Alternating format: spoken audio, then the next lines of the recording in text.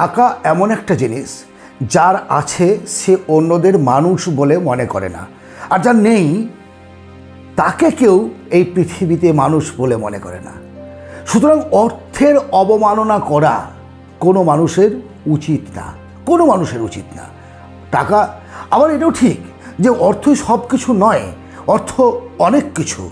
সুতরাং যদি আপনার হাতে অফুরন্ত টাকা থাকে কিংবা আপনি টাকা ইনকাম করেন, তাহলে সেই টাকাগুলোকে আপনি কিভাবে নিয়ে চলবেন, কিভাবে জীবনে প্রতিষ্ঠিত হবেন, আজ সেই বিষয়ে আমি আপনাদের সঙ্গে আলোচনা করব। The psychology of money, Morgan হাউসের লেখা এই যে বইটি থেকে। এই বইয়ের জিস্ট আমি যেটা বুঝেছি তা আজকে আমি আপনাদের সঙ্গে খুব সংক্ষেপে সহজ সরল ভাষায় শেয়ার করে নিতে চাই। কারণ এই সমস্ত বইগুলো হচ্ছে বিভিন্ন মানুষের লাইফস্টাইল নিয়ে, একেবারে দরিদ্র, মধ্যবিত্ত, ধনী প্রতিটা মানুষের জীবনযাত্রা নিয়ে আলোচনা এই বইয়ে তিনি করেছেন, লেখক করেছেন। সেগুলো আমাদের জীবনের ক্ষেত্রেও অত্যন্ত উপযোগী। প্রত্যেকে বই পড়ার হয়তো বা সময় পান না, তাদের অনুরোধে এবং আমার ভালোবাসার জন্য আমি বই রিভিউ দেবো মাঝে মধ্যে, এটা ঠিক করেছি। এর আগেও কয়েকটি বইয়ের রিভিউ দিয়েছি। আজকে এই বইয়ের 5টি উল্লেখযোগ্য পয়েন্ট আপনাদের সঙ্গে আমি শেয়ার করে নিচ্ছি। অধিকাংশ মানুষের জীবনে আমি দেখেছি, যখন আমাদের লোকালিটির মধ্যেও যখন অর্থ আসে তখন মানুষকে মানুষ বলে মনে করে না। তাদের মধ্যে একটা অহংকার, তাদের মধ্যে একটা অহমিকা এমনভাবে ছত্রাকের মতো ছড়ায় যে তারা একদম মনে হয় যেন স্বর্গের থেকে বা সৃষ্টিকর্তার থেকে পাঠিয়ে দেওয়া এক্সট্রা একটা জীব, যারা এই জীবনে একমাত্র শ্রেষ্ঠ, কিন্তু তাদের আবার জীবনটা শেষ হয়ে যেতেও দেখেছি। মর্গান হাউসেল লেখক হিসেবে তিনি মানুষের জীবনযাত্রাকে ফলো আপ করে লিখেছেন। তিনি তার বইতে লিখেছেন একজন হোটেলের হোটেল ওয়েটার বয় হিসেবে তিনি দেখেছেন যে মানুষ একজন ভদ্রলোকই বলবো, একজন ভদ্রলোক যখন তার হোটেলে আসলো, ঝাঁচকচকে একদম গাড়ি, বান্ডিল টাকা, বক্সিস টিপস হিসেবে মোটা টাকা বক্সিস দিচ্ছে, পয়সাকে পয়সা বলে মনে করছে না।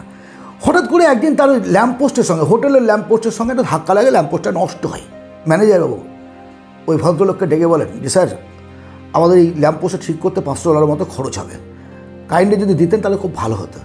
ভদ্রলোক তৎক্ষণাৎ তাকে মেজাজ দেখিয়ে $5000 ম্যানেজারের হাতে দিয়ে বললেন, আজ থেকে তুমি আমার সামনে আসবে না, যাও তোমাদের হোটেলে কতগুলো ল্যাম্পপোস্ট খারাপ আছে ঠিক করে নেবো, যাও, তুমি আমার সামনে আসবে না। অত অহংকার ছাড়া কি? ওই যে ভদ্রলোকের কথা বলছি, কোনো কারণে একটা দোকানে যাওয়ার পরে সেখানে তাকে স্বর্ণমুদ্রা দেওয়া হয়, কয়েকটা কয়েন, স্বর্ণমুদ্রার কয়েন তাকে দেওয়া হয় অর্থের পরিবর্তে, ডলারের পরিবর্তে। সে ভদ্র কী করেছিল জানেন? 4-5 জন বন্ধু মিলে সমুদ্রের ধারে গিয়ে একটা করে কয়েন সমুদ্রের জলে ছুঁড়ে ফেলছিলেন যে কত দূরে কে পাঠাতে পারে, কে কত দূরে পাঠাতে পারে। আসলে ওয়াইফাইয়ের একটা সেট আপ তিনি তৈরি করেছিলেন, ফলে তার হাতে মোটা টাকা এসেছিল, এন্টারপ্রেনারশিপ বিজনেস ছিল, সেইগুলোকে বিক্রি করে দিয়েছে। মোটা টাকা ছিল, কিন্তু টাকাগুলোকে হাতে পাওয়ার পরে তার চালচলনের পরিবর্তন এতটাই হয়েছিল যে শেষ জীবনে তাকে ভিক্ষে করতে হয়েছে। সব কিছু শেষ হয়ে গেছে, সব কিছু। তার বন্ধু বান্ধব, আত্মীয় স্বজন, অর্থ, বাড়ি গাড়ি কিচ্ছু ছিল না। পাশাপাশি লেখক আর একজনের উদাহরণ দিলেন, ওই হোটেলের একজন ঝাড়ুদার, তিনি ঝাড় দেন। তিনি শেষ জীবনে বিলিয়নিয়ার হয়ে মারা গেছিলেন, অল্প কটা টাকা ইনকাম করে। কেন, কিভাবে? কারণ ওই ঝাড়ুদার ইনকামের কিছু টাকা স্টকে ইনভেস্ট করতেন, আর তার মতে স্টক বাজারে বা ব্যাংকে কোথাও ইনভেস্ট করার জন্য এক্সট্রা স্কিলের প্রয়োজন নেই। জমানোর জন্য, সঞ্চয়ের জন্য যেটা প্রয়োজন সেটা হচ্ছে মানসিকতা চাই। অনেকে ইনকাম করে, অনেকে বেশি ইনকাম করে, সঞ্চয় করতে পারে না, অনেকে কম ইনকাম করেও সঞ্চয় করে। আর জীবনে যদি ধনী হতে চান তাহলে আপনাকে অবশ্যই সঞ্চয় করতে হবে একটি পদ্ধতিতে সঞ্চয় করতে হবে, এলোমেলো ব্যাপার নয়। আপনি যেটা জানেন, যেটা বোঝেন এবং পেশেন্স, ধৈর্য সহকারে স্টেপ বাই স্টেপ সঞ্চয়ের পথে আপনাকে এগিয়ে যেতে হবে, তবে জীবনে আপনি সুখী হতে পারবেন। সেকেন্ড যে কথা আমি বুঝেছি সেটা হচ্ছে, ধনী হওয়া তো সহজ, সফল হওয়া তো সহজ, কিন্তু সাফল্যটাকে ধরে রাখা বা ধনটাকে ধরে রাখা অত্যন্ত কঠিন। আপনি নিশ্চয়ই লক্ষ্য করেছেন, আমরা আমাদের এলাকার মধ্যেও দেখি কাউকে খুব দ্রুত ধনী হয়ে গেল, বিভিন্ন কারণে, হয়তো সে কাজ করেছে, পরিশ্রম করেছে, ল্যান্ড ইনভেস্টমেন্ট, বিভিন্ন কিছু দ্বারা ধনী হয়ে গেল, কিন্তু পরক্ষণেই কয়েক বছরের মধ্যে দেখা যাচ্ছে সে যে অবস্থায় ছিল তার থেকে খারাপ অবস্থায় চলে আসলো। অর্থাৎ ধনটাকে বা সাফল্যটাকে ধরে রাখা অত্যন্ত কঠিন। তার জন্য কি করতে হবে, তার জন্য কি করতে হবে সেটা লেখক আমাদের বুঝিয়েছেন। পেশেন্স, ধৈর্য সহকারে আপনি যে কাজটি করছেন সেটা চালিয়ে যেতে হবে। ধনী হলেন, ধনী হওয়ার পরে সেই ধনটাকে ধরে রাখার জন্য, সাফল্যটাকে ধরে রাখার জন্য আপনাকে ধারাবাহিকভাবে পর পর পর পর সফলতার পথেই চলতে হবে। কখনোই থেমে গেলে হবে না। লাইফটা একটা জার্নি, এর কোনো শেষ নেই, সাফল্যের কোনো শেষ নেই, অ্যাচিভমেন্টের কোনো শেষ নেই।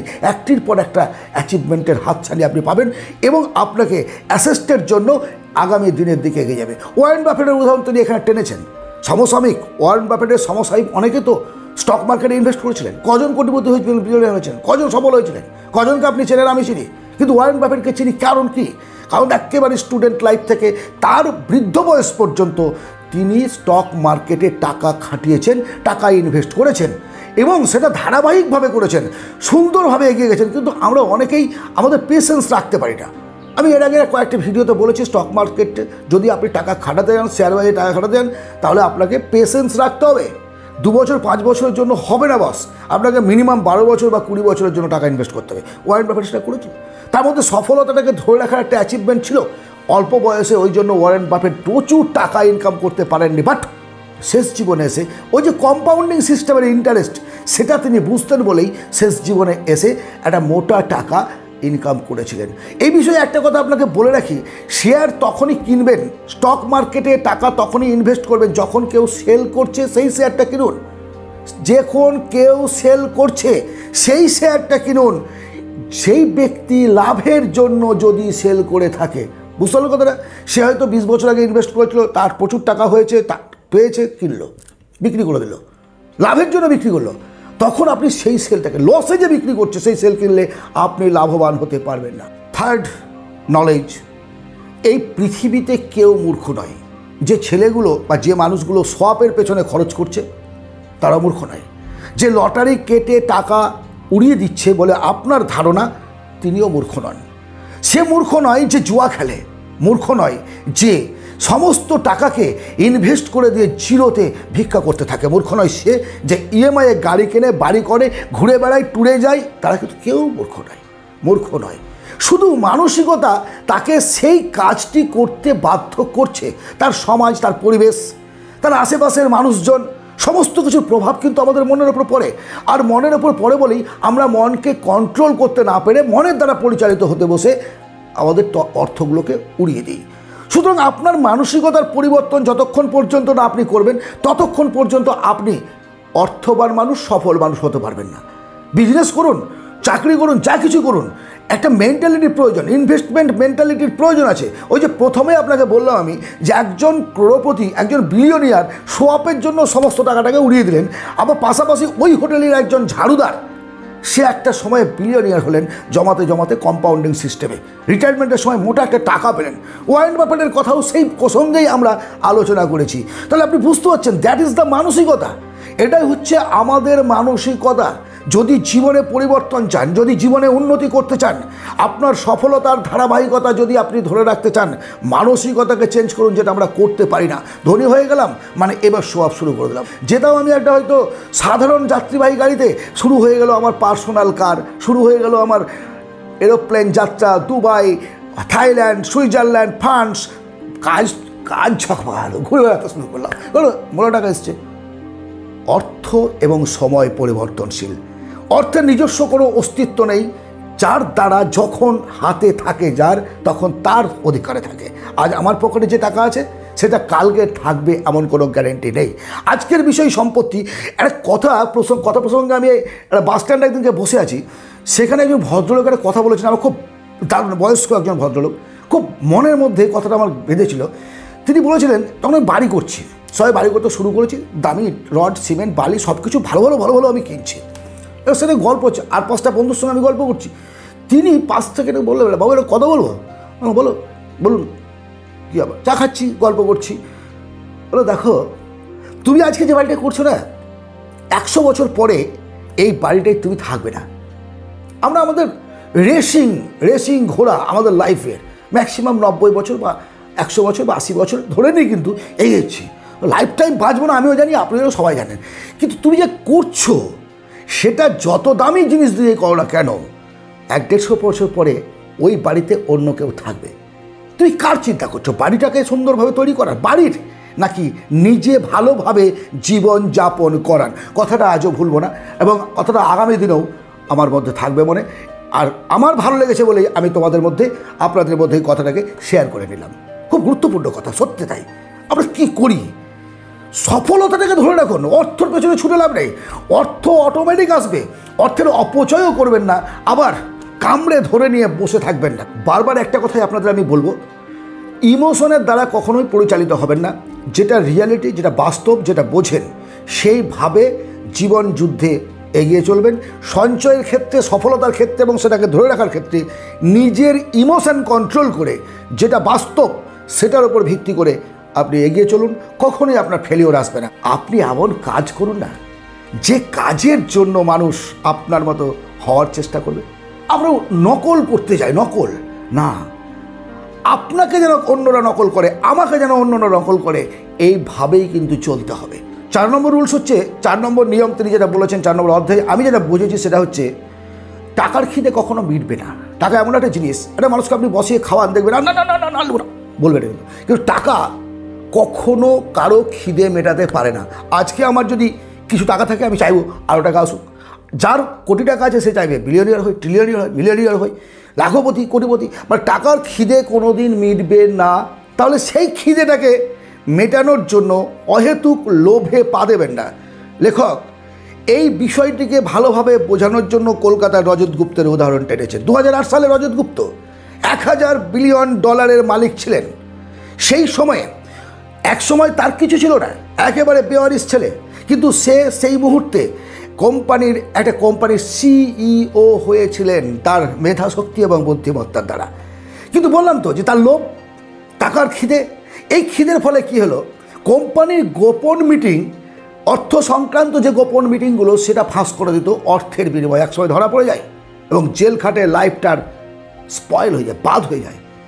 একেবারে জিরো থেকে শুরু করেছিলেন, একেবারে জিরোতে এসে শেষ হয়েছিল। লোভ এমনই একটা জিনিস, লোভে পাপ, পাপে মৃত্যু।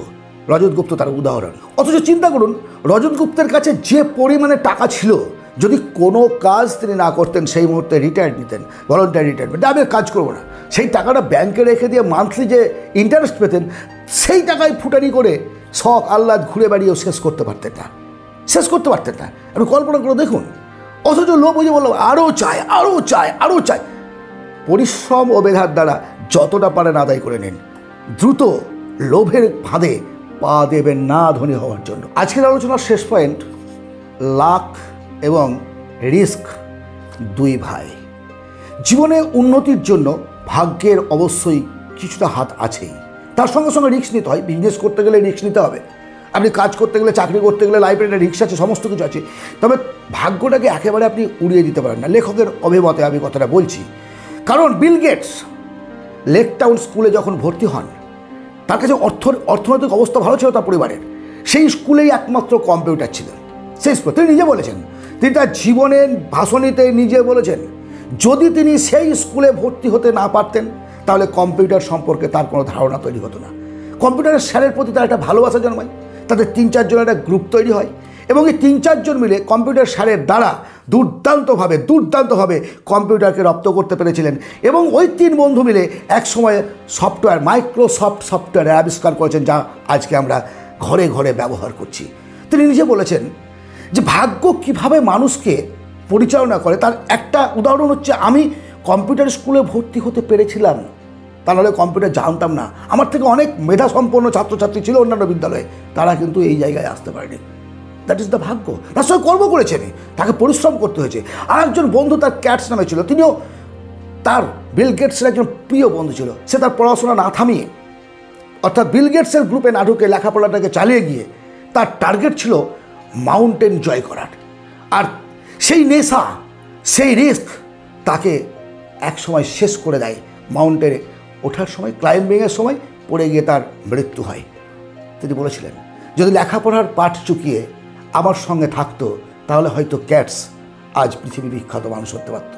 মেবি হতে পারতো, না পারতো, দ্যাটস নট আ ম্যাটার। এটা একটা রিস্ক। অর্থাৎ তিনি যদি, ক্যাটস যদি সাফল্য পেতেন, কিন্তু রিস্ক তো হয়ে গেল। এটা ভাগ্য। তিনি তো যথেষ্ট পরিশ্রমী এবং সাহসী ছেলে ছিলেন। এটা হচ্ছে ভাগ্য। সুতরাং ভাগ্যকে একেবারে ছেড়ে দেওয়ার নয়, ফুরিয়ে উড়িয়ে দেওয়ার নয়, তার সঙ্গে সঙ্গে ভাগ্যের ওপরে ভরসা করে আপনি ঘরের মধ্যে বসে থাকলে আপনার মুখে কেউ হাত তুলে দেবে না। পরিশ্রম আপনাকে করতে হবে।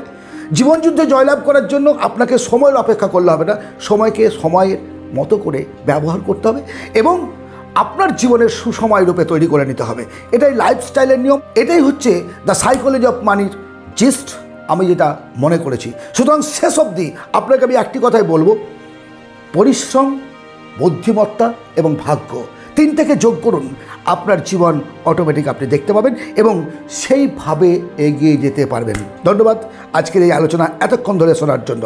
আর যদি ভালো লাগে তাহলে দয়া করে একটা লাইক, সাবস্ক্রাইব করবেন। কী ধরনের ভিডিও চান কমেন্টে জানাবেন। আপনারা ভালো থাকবেন। পরবর্তী ভিডিওতে আবার কথা হবে।